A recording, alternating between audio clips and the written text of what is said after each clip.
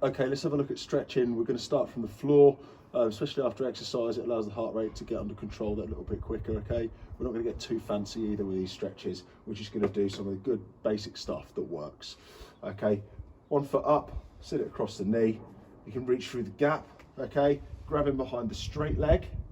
Let the knee collapse down, draw up to your chest, okay? Chin to your chest, draw in like so. All we're doing is trying to bring our knees towards our chest, and we're going to get a stretch on the outside of the leg that's coming across the body, the bent one.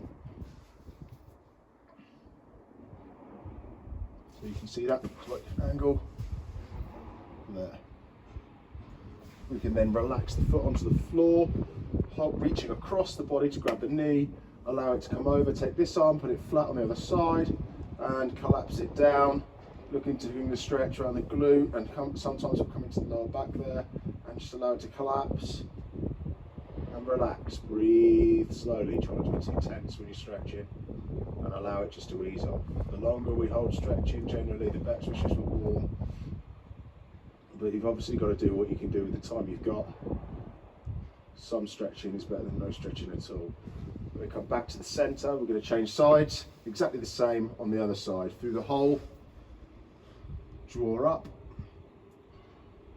and looking for that stretch down the outside of here on the one that goes across.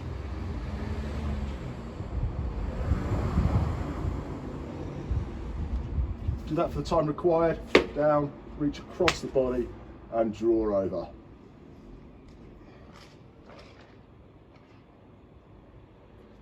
Stretch around the outside of that glute again, and sometimes into that lower back. Nice bit of rotation on the spine as well.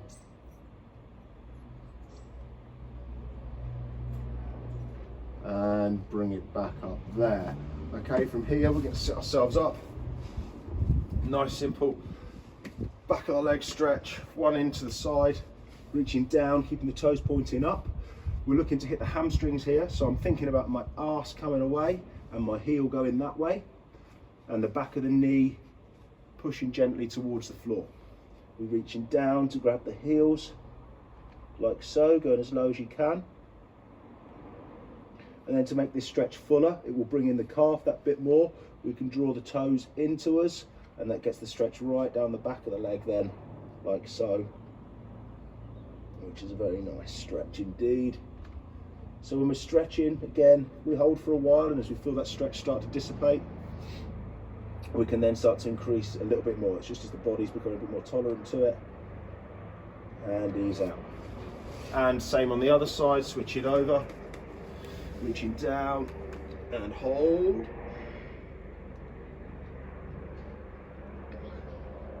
Relax, breathe. Just round the ankles for now. Remember, back of the knee towards the floor, thinking butt away from heel, and heel pushed forward from the bottom of the heel if you like. And then we can start to draw in the toes, bring the back of the calf into it that bit more, and we hold. Keep it there. As you feel it start to ease, may not be there yet, just simply draw it back just a little bit more. Should be uncomfortable, not painful. And ease out of that there. Let's hit the groin now. Again, simple stuff. Soles of the feet together. Draw the heels in. Hands on the ankles. And just gently press down with the elbows until we get a stretch on the inside of the groin. And just press down. And hold that there. As it starts to ease, you can press down a little bit lower the elbows. Feeling the legs spread apart that bit more. And hold. Again, when it's uncomfortable and not painful. And then ease out of that one there. Lovely. We're going to roll onto our side now. We're going to hit the quads up, grabbing the heel, so around the top of the laces or the ankle joint itself if you can. Bring the knees then together, squeeze the glutes and push through. So we're looking for a straight line from the knee through to the hip, through to here. What we don't want is to be bending backwards loads. So we're going to keep the tummy nice and tight, squeeze knees together and just push through with the hips and draw back with the hand to get that stretch down the quad. And as you push with the hips, you'll feel it come higher up the top here as well. again, for as long as you need to hold. Just increase a bit more with the hips.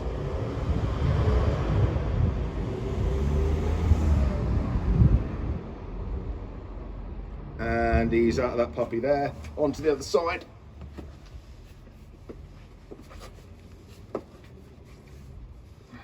Again, holding near that ankle, drawing the heel towards the bum, getting a stretch on the quad to start with, okay, all the way down to the knee.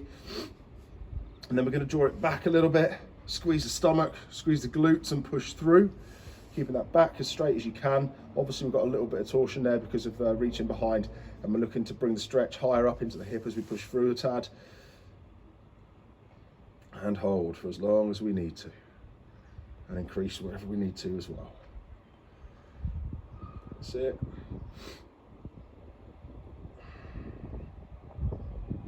And ease out of that there. Okay, moving up the body, we're going to hit onto the hip flexors now. Let's go with a kneeling position. So we're going to take one knee, other knee's going to go, foot's going to go forward, heel planted just forward of the knee. We draw a straight line down, it's just forward, and that allows us direction to drop through. And what we're going to do now is I'm going to tense my stomach like I was talking about before, so I'm not getting loads of movement from the back. So we tense the stomach, and I'm going to drop my weight 45 down towards the floor.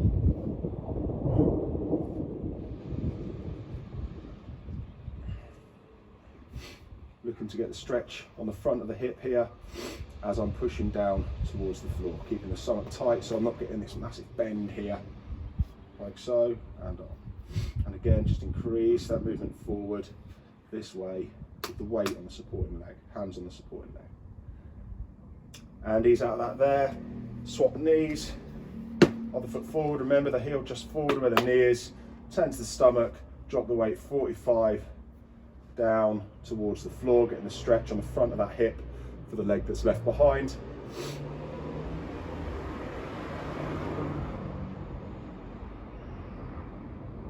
This one's going to be especially important if we're doing a lot of long distance running or sitting around a lot, because we don't tend to sprint and really open the gait up, or if we're sat down, we're in a static position and we're never really opening them hips up. Okay, so this is a really good stretch to build into your day-to-day routine. And bring it up out of that. So we've now hit the glutes initially, we've hit the calves as we pulled the toes back, we've hit the quads, the hammies and the hip flexors. So what we'll do now is we'll progress up the body a little bit more, and we're going to go into the core. So we're going to lie in this position here, hands fixed, toes pointed. We're just going to imagine a nice long spine coming up and extending the legs, and relax. Feel the stretch on the abdominal muscles, looking up to the sky, chin up, breathe out.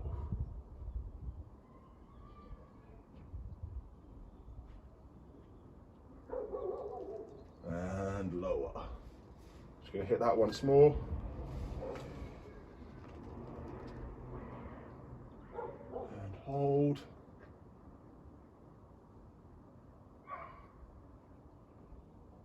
Good, then from here we're going to go back down and we're going to push back, taking our ass over our feet.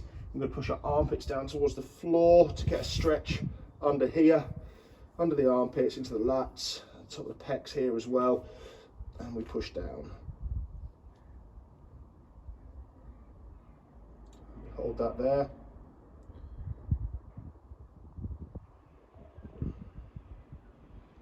Knees back out of it, up into all fours. And then come back down into the stretch and hold.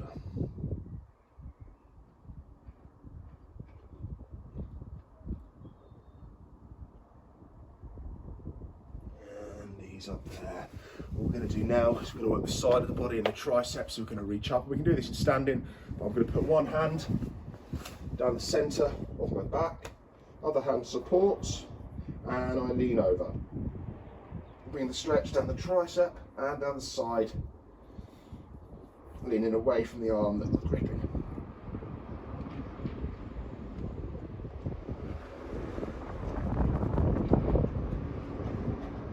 Bringing it back up, shake out, up, down with the other side, and draw it down. Once you've got the stretch on, we're then going to lean over, trying to keep our body as square as possible. increasing the stretch down the outside here and down the side of the body.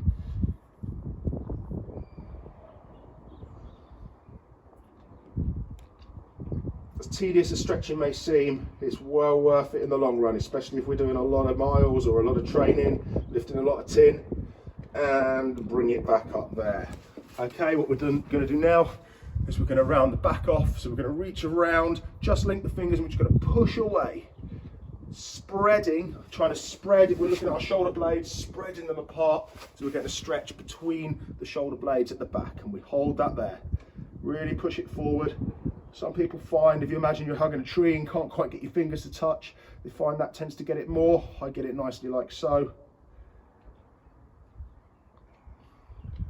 Now we're going to go for a chest stretch, working opposite, flats of the hands on the small of the back, like so. And we're going to aim to squeeze our elbows together to try and get, almost looking to get the elbows to touch. Mine certainly will not. And that way we're spreading the chest at the front.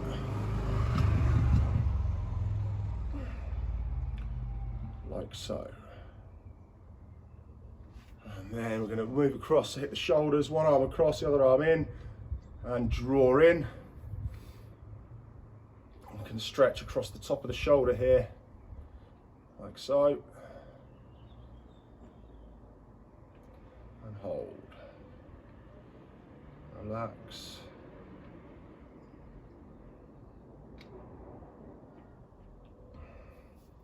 Shake out and onto the other side. Bring it across, draw it in. Think nice and relaxed, lower the shoulders, draw the arm across. Feeling the stretch on the outside of the shoulder here as we're bringing it across. See some people doing it like this or like whatever. It's up to you, all right? As long as you're comfortable.